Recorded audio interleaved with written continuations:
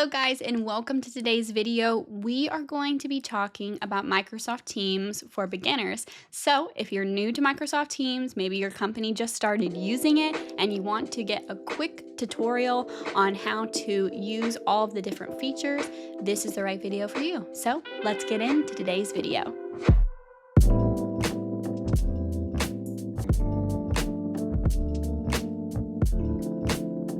All right, so first let's talk about the side left column of Microsoft Teams. You're going to have a few options when you go into Microsoft Teams, and those are activities, chats, teams, calendar, meet, and then all the rest after that is customizable depending on what apps your company uses. So what we are going to focus on today is activities, chats, teams, and calendar. Okay, so let's first talk about activities. Activity is the place where you're going to go to see any of the most recent updates.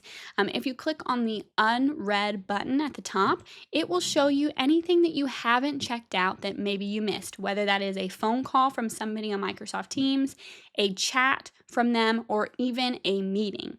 So this is a great place to check that out. A really cool opportunity that you have in here is you can mention somebody. What that means is when you click on it, it will show any activities that mentioned you or mentioned a group that you're in. Then another thing that you can do inside of activities is you can search. So when you click on these filters here, you can type in a filter. So let's say that I only wanted to see things from Bobby. I could type Bobby and it would show up with all the things that had to do with him. Now, if you want to change your notification settings inside of Microsoft Teams, when you're in this activity section, you can click on the three dots at the top and click notification settings. When you do that, it will take you to the screen where you can choose the sounds, the display, when you want to be updated. So if you want to only be updated anytime somebody mentions you, you can choose that here. Or just honestly anything about meetings and notifications about meetings. You can also choose notifications with specific apps as well. So this is a great place to go if you're just starting in Microsoft Teams and maybe you're getting blown up by a bunch of notifications and you're sick of it, or maybe you have gotten no notifications and you're missing a bunch of stuff. Make sure to check out this settings. Make sure to check out these settings inside of the notifications and activity section. All right, now let's switch over and talk about chats. So the chats are personal. It's going to be like a group chat or a chat between you and one other person. Quick communication. If you used text messaging at all, you'll know how to use this. It's got, emojis, it's got pictures, it's got, anything that you can do in a text message, you can do it here. Okay, so very simple, very straightforward. Again, you can have multiple people in a chat or you can just have two and it's a back-to-back conversation. To create a chat, you go to the chat section and you click this button that starts a new chat. You can also click Control N on your keyboard and it just pops up a new chat. And then you're going to choose who you want to chat with. And let's say I wanted to chat with myself for some reason.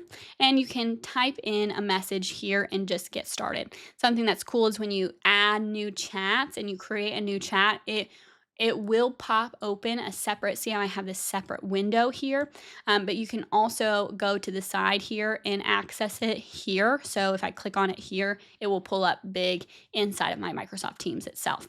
So those are really nice. And if you want to make a chat come out into that window, if you right click on any chat and choose open chat in new window, it will pull out that window so you can move it around and still be using another application inside of Microsoft Teams. Something to note, you can also search inside of chats here by clicking filter and choosing, filtering by a specific person's name or a word.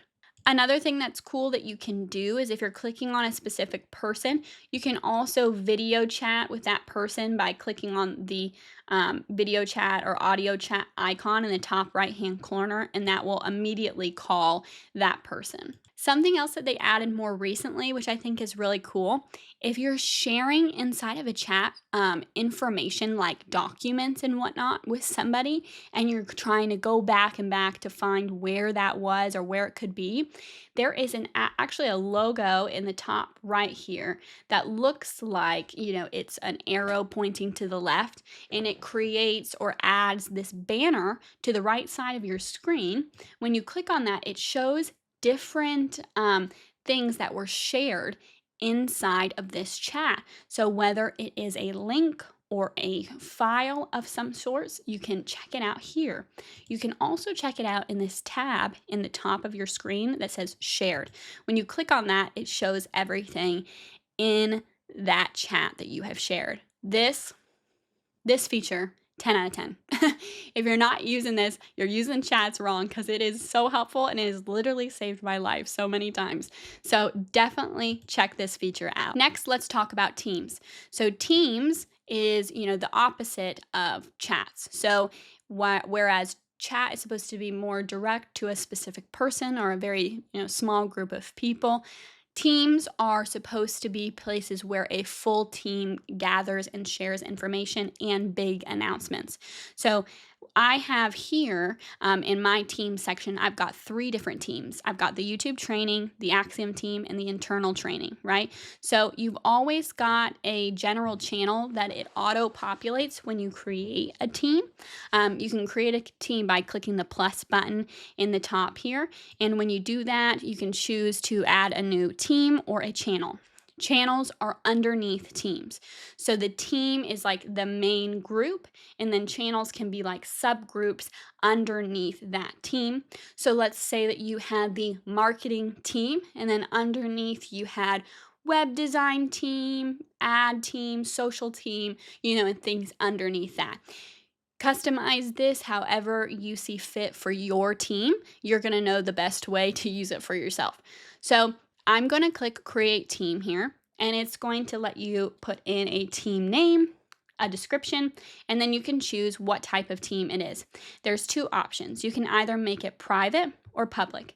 Public is where anybody in your organization can find that team and choose to join it, whereas private, it's not going to show for that person unless you add them specifically, okay? So make sure to pick that wisely depending on what you want.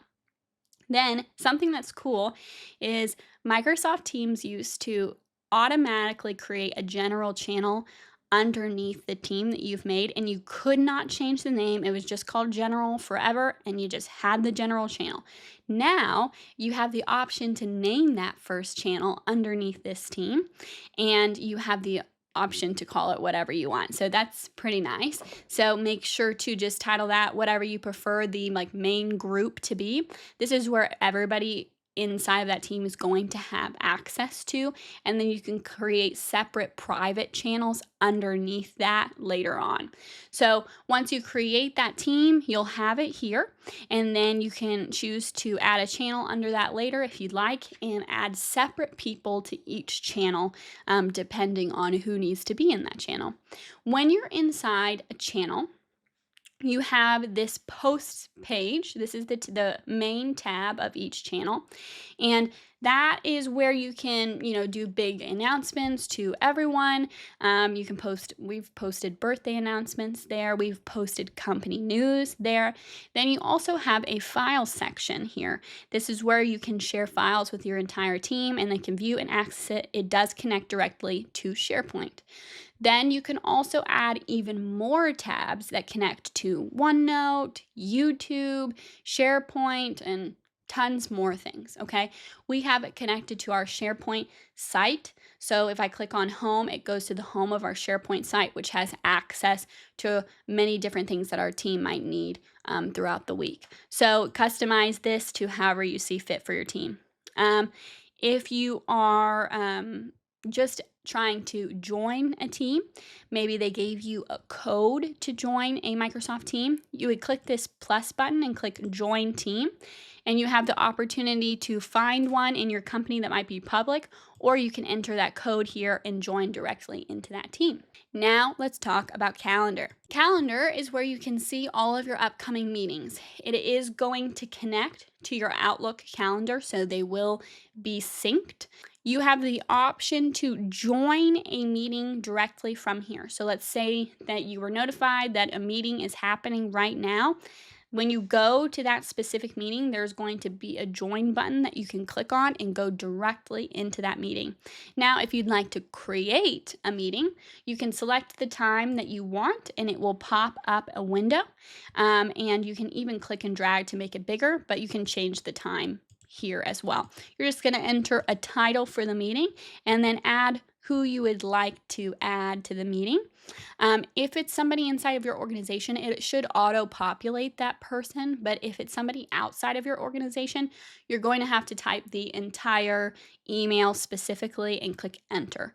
That's just because it doesn't recognize who that is because they're not inside your organization. You can choose if you'd like to repeat the meeting or not, and you can add it to a specific channel too. So if you wanted it to be connected to a group of people that's in a channel. So if I did YouTube training and clicked Bobby's channel, when I did that, it would send, you can choose to send personal invites to each person inside of that channel. So notice when you click that send personal invites button, it says you have chosen to invite all channel members and they will receive an invite on their personal calendar. So this can be super helpful when scheduling something and you don't want to invite people over and over again. Let's say it's like 60 people that are trying to go to the same meeting. You can just easily click it here and then you're done. If you want to click details into that meeting, you can give a description here, and if there's a location to it, you can add it here. And then if you want to add an agenda, this connects with Microsoft Loop. If you don't know what Microsoft Loop is, I'll link the description. I'll link it in the description, and then I'll also put it above here. And it's a cool tool to use and track notes inside of meetings and whatnot. Okay, if you're wanting to just create a meeting just immediately right now and join whoever you want into it, you can choose the Meet Now button. It's going to get a shareable link immediately that you can send to whoever you'd like, wherever you'd like, and start the meeting right here and right now, and those people can join instantly. So the key notes to just know at the end of the day when starting with Microsoft Teams: 1, make sure to check your activities so you don't miss out on anything, and check your notification settings if you're not receiving or receiving too many notifications. Chats are going to be more personal between you and one person or just a few people. Then Microsoft Teams are going to be more of a team basis where you add, 10, 15, 20, 100 people inside of a department that have channels underneath to section those people out. Then you've got your calendar where you can control your meetings, where you're going, what to do, how to join, all of that stuff. And then finally, if you need to access the settings button, if you go to your top 3 little dots here in the top right hand corner, you can choose settings and go to your settings here. This is where you can change the general appearance, the accessibility, your devices, your calls, and all of that stuff, even the privacy of your Microsoft Teams right here. I hope this video was helpful for you guys. Again, this is a very, beginner's how-to on Microsoft Teams. If you have any questions for me, please put them in the comments and I'll do my best to answer all the questions that you guys might have. Make sure to like this video so I know to keep creating videos like this. Make sure to subscribe so that you're notified anytime I upload a new video. But I hope you guys enjoyed, and I'll see you in the next one. Bye.